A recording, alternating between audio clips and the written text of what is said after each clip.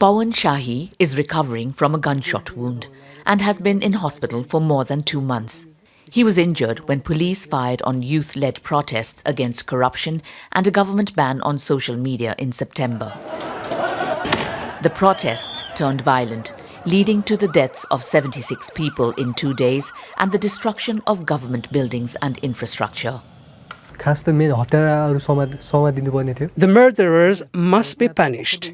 There were young college students there. The government was shooting indiscriminately.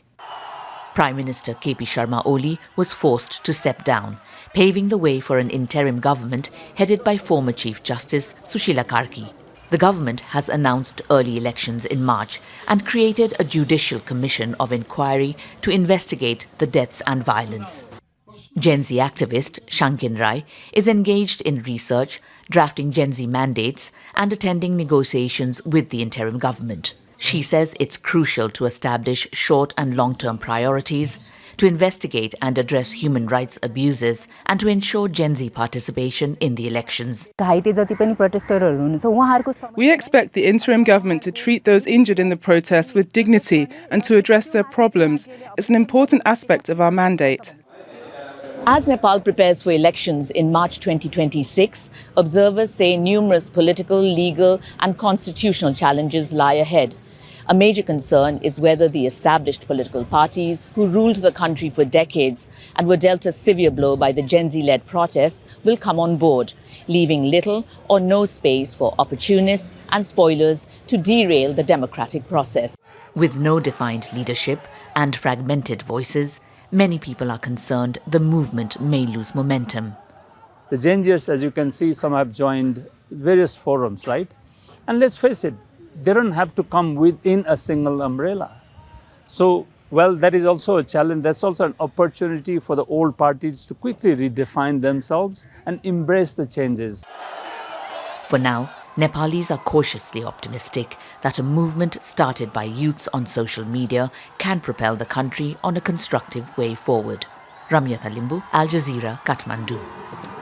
A Human Rights Watch report has found that Nepali security forces used disproportionate force during the Gen Z protests in September. Here's what it says.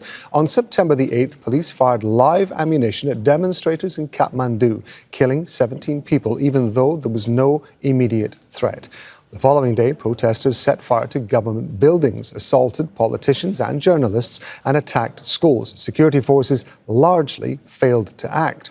Human Rights Watch verified more than 50 videos and witness accounts of targeted attacks and major police failures.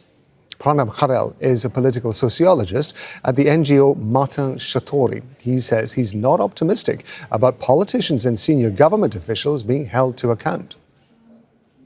In the past, we've seen that these investigating commissions have made recommendations which have been put into the back burner for various reasons. So if we want to get things right, I think we have to go right to the top of the political command that commands the police. So we have to hold those politicians and the bureaucratic leadership, which was commanding the police at that time. We have to bring them to question and also bring the police leadership to the book. Given our history and given the political equation in Kathmandu at the moment, I doubt that is going to happen anytime soon, because some junior level officers or mid-level officers may be booked, but the senior leadership and the political leadership may be let off the hook.